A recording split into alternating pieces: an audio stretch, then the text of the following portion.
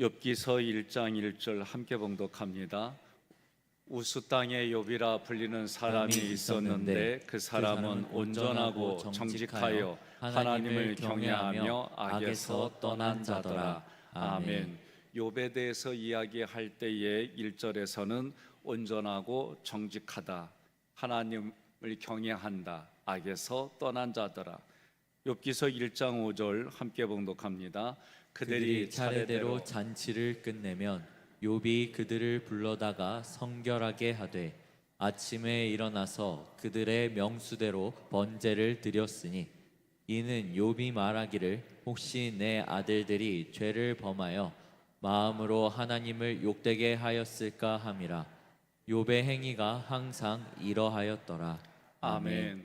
5절 말씀에서는 항상 욥의 행위를 어떻게 하느냐, 자기 자녀들의 명수대로 그들이 마음으로 죄를 범할까봐, 하나님을 욕되게 할까봐 하나님 앞에 번제를 드렸다 그랬어요.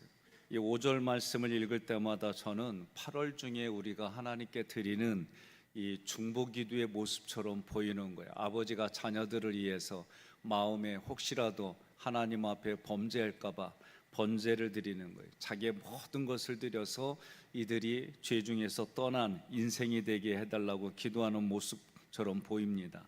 욥기서 1장 8절에 여호와께서 사탄에게 이르시되 내가 내 종 욥을 주의하여 보았느냐, 그와 같이 온전하고 정직하여 하나님을 경외하며 악에서 떠난 자는 세상에 없느니라. 아멘. 하나님께서 사탄에게 욥을 칭찬하고 자랑합니다. 이 칭찬과 자랑을 들은 사탄이 욥기서 1장 9절로 10절에 하나님께 욥이 까닭없이 하나님을 경외하겠느냐, 하나님께서 그의 집과 그의 모든 소유물을 보호하고 그가 하는 모든 일에 축복해 주셔서 부자로 만들어 주셨기 때문에 그가 하나님을 경외하는 거다, 하나님의 은혜를 베풀어 주셨기 때문에 온전한 신앙을 보일 수 있는 거지, 은혜를 거두면 욥도 별 수 없는 존재가 돼서 주님을 욕할 것이다, 그렇게 반응을 보여요. 12절에 하나님께서 욥과 그의 소유물을 다 사탄에게 맡깁니다. 함께 봉독합니다. 여호와께서 사탄에게 이르시되 내가 그의 소유물을 다 내 손에 맡기노라. 다만 그의 몸에는 내 손을 대지 말지니라. 사탄이 곧 여호와 앞에서 물러가니라. 아멘. 욥기서 1장 22절에 보니까 이 모든 일에 욥이 범죄하지 아니하고 하나님을 향하여 원망하지 아니하니라. 재산이 다 망가져요. 자녀들도 죽어요. 생각지 않은 일들이 겪어져요. 그런데도 하나님을 향하여 원망하지 않았다는 거예요. 두 번째로 욥을 사단에게 맡겨서 욥의 몸을 쳐서 종기가 나게 합니다. 몸을 긁고 있는 욥에게 아내가 어리석은 말을 합니다. 욥기서 2장 9절, 그의 아내가 그에게 이르되 당신이 그래도 자기의 온전함을 굳게 지키느냐, 하나님을 욕하고, 우리 동네 표현을 하면 나가 뒤져라, 그렇게 얘기를 했어요. 그럼에도 불구하고 욥은 하나님을 향해 입술로 범죄하지 않는다. 욥기서 2장 10절 함께 봉독합니다. 그가 이르되 그대의 말이 한 어리석은 여자의 말 같도다. 우리가 하나님께 복을 받았은즉 화도 받지 아니하겠느냐 하고 이 모든 일에 욥이 입술로 범죄하지 아니하니라. 아멘. 그러면서 이제 욥기서가 계속 진행되어져요. 우리는 그동안 배운 게 뭐냐, 의로운 자가 받는 고난이라고 하는 관점에서 욥기서를 많이 이야기했어요. 그런데 욥은 분명히 하나님도 인정해 준 사람이에요. 그런데 욥기서가 말하려고 하는 게 뭐냐, 하나님 앞에서 욥의 의로움은 우리의 낡은 옷과 같다는 모습이에요. 아무리 의로워도, 아무리 인정해줘도 그 의로움은 하나님의 의와 비교할 수가 없는 거예요. 그래서 로마서 3장 23절에 모든 사람이 죄를 범하였음에 하나님의 영광에 이르지 못하더라. 우리보다도 분명 삶이나 신앙의 모습은 뛰어납니다. 그럼에도 불구하고 욥의 의로움은 하나님 앞에서는 낡은 옷과 같다는 거죠. 하나님께서 욥에게 고난을 허락한 이유는 뭐냐? 한 가지예요. 모든 인간이 죄인임을 깨닫게 해주는 거예요. 욥이 겪는 고난을 통해서 그가 밑바닥을 보여줘요.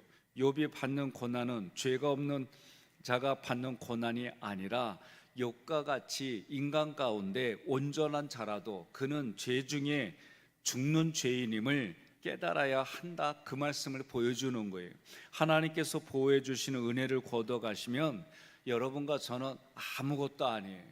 저는 제가 직접 겪은 거니까 죽을 자리에서 하나님이 살려주시고 망할 자리에서 세워주시고, 옆 사람한테 그래요. 아무리 피곤하고 졸려도 아멘 해야 돼 그러세요. 예? 이거 중요한 거예요. 제가 몸이 건강하고 또 내가 마음으로 의도하면은 의도한 대로 그래도 많은 부분들을 진행하니까 이 자신감에 대해서는 이루 말할 수가 없어요. 또 우리가 기질 공부를 했잖아요. 양육 패턴 공부를 했어요. 그러면 기질에 따라서 사람의 자기 마음 안에 가지고 있는 대로 내가 지금 이 나이 오기까지 세상과 육성과 마귀가 주는 것과 그리고 내가 상처로 받아들인 이 모든 걸 통해서 나라고 하는 사람이 형성돼 있어요. 그런데 제가 말씀드릴 때 뭐라고 그래요? 그게 거짓자입니다. 우리가 MBTI, 애니어그램 또는 네 가지 기질로 자기 자신을 설명해도 하나님이 말씀하시는 내가 아니다 말이에요. 그런 내가 복음을 듣고 내가 어떤 존재라는 게 깨달아지는데 하나님이 이것을 깨우쳐 주지 않으면은요 자기 자신에 대해서 알 수가 없어요. 저는 말씀에 대해서 갈급했어요. 하나님이 나에게 말씀해요. 근데 특별히 기록된 로고스 말씀이 아니고 쉐마 말씀이 아니고 하나님이 실제로 나에게 말씀해 살아계신다고 하는데, 살아계신 하나님이 오늘 이렇게 말씀하셨습니다. 저는 이게 안 됐어요. 방언도 받았어요. 은사의 여러 가지 부분들도 눈으로 보게 경험도 시켜주셨어요. 그런데 제 마음속에는 하나님이 살아계시다는 걸 확신을 부족한 나에게 보여주시고 깨닫게 해주시지 않으면 나는 내가 이게 안 넘어가는 거예요. 못 넘어가는 거예요. 그런데 그 하나님이 내가 너를 그 죽음의 자리에서 살려주었다, 그 음성이 내 실제적으로 수십 년 전에 있었던 일들을 기억하게 해주시면서 말씀해 주신 거예요. 몇 년 전에 LA에서 공항에서 다 잃어버렸어요. 패스포드고 모든 걸 다. 그래도 이제 제 마음의 수준이 어떤 수준이냐, 이것도 하나님의 허락하신 일인데 이 일을 통해 내가 무엇을 깨닫기를 원하십니까? 제가 그렇게 마음으로 하나님 앞에 부르짖을 때 하나님이 바로 주신 음성이 뭐냐? 내 은혜가 아니면 너는 아무것도 아니다. 그 음성을 들었는데요, 그냥 마음에 뜨거운 것이 올라올 뿐만 아니라 그냥 눈물이 계속 흐르는 거예요. 몇 시간 동안. 이런 경험들을 통해서 제가 깨닫는 거예요. 저도 목회를 해요. 하나님의 말씀을 연구해요. 하나님의 말씀을 들으려고 애를 써요. 여러분들의 삶의 말씀을 가지고 진단해드리고 처방전을 드려요. 이게 저의 역할이에요.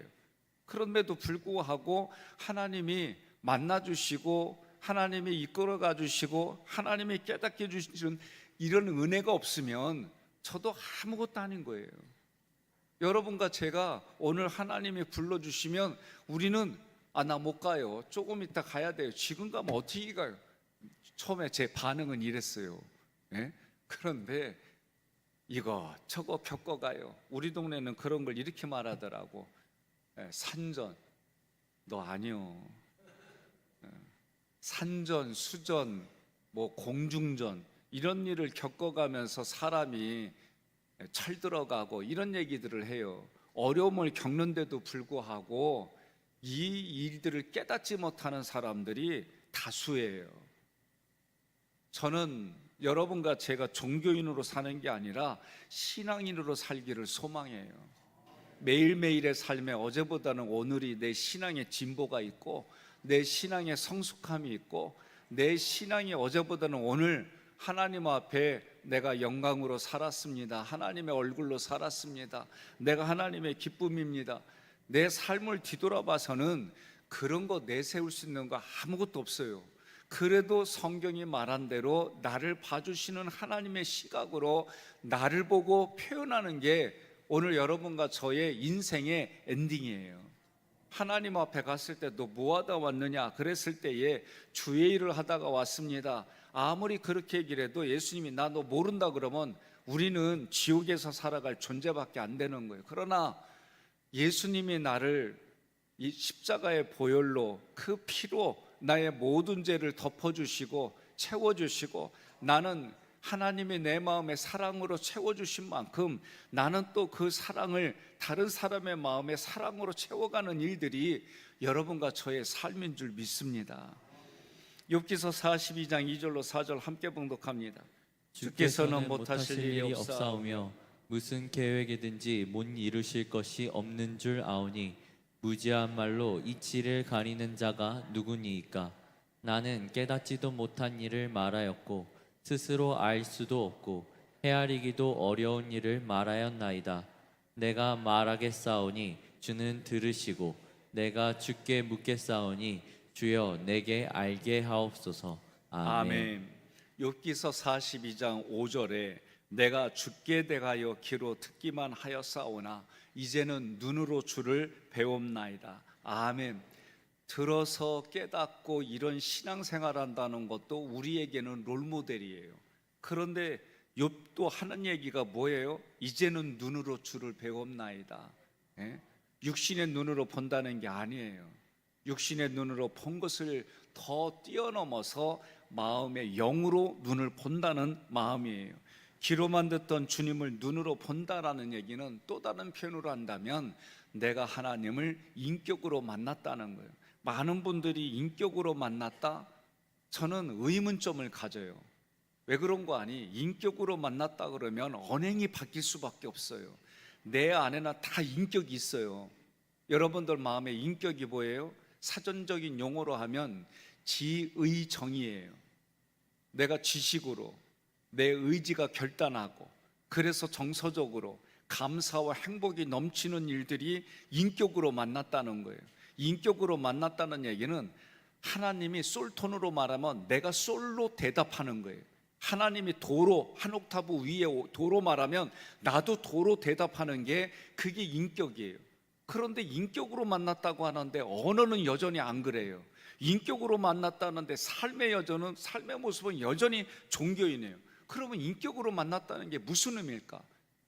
많은 사람들이 주님을 쫓아갔습니다. 예수님이 살아생전에 어떤 사람도 예수님 쫓아가서 선한 일을 해야 어떻게 선한 일을 해야 되겠느냐? 주님이 말씀하십니다. 하나님만이 선하시다. 네가 이런 규례를 지켜라. 다 지켰습니다. 그럼 네가 한 가지 부족한 게 있다. 네가 너의 재산을 다 팔아서 가난한 자에게 나눠주고 나를 따르라. 재산이 많은 거로 근심하여 예수님 곁을 떠나갔다 그랬어요. 그러니 오늘 우리가 무슨 일을 어떻게 해야 될지 저도 신앙이 깊은 분들하고 대화를 나누다 보면 저에게도 인사이트가 있어요. 이분과의 대화 속에 그 마음의 심중에 저에게 주는 내가 생각지 못했던 그래도 또는 생각했어도 확신을 주는 그런 언행들이 있어요. 저는 오늘 욥을 통해서 우리가 그런 삶을 살아가기를 소망하는 거예요. 여러분과 제가 어떤 상황이 되더라도 나는 이런 존재밖에 안 되는데 하나님이 나에게 인격으로 만나주셔서 깨닫게 해주셔서 내 육신의 법으로는 여기까지가 내 수준인데 하나님이 내 마음에서 감동을 주시고 내 인격에 터치를 해주셔서 내 의지가 다시 그런 상황 속에 죄 짓는 자리에 입술로 범죄하는 자리에 손과 발로 범죄하는 자리에 하나님이 내게 이런 감동을 줘 내가 이렇게 결단합니다. 그래서 그 순간을 뛰어넘는 일들이 저는 여러분과 저의 삶에 매일의 삶에 일어나기를 주님의 이름으로 권면하며 축복합니다. 그런 인생을 살아가면 하나님이 어떻게 해주시느냐? 욥기서 42장 10절 함께 봉독합니다.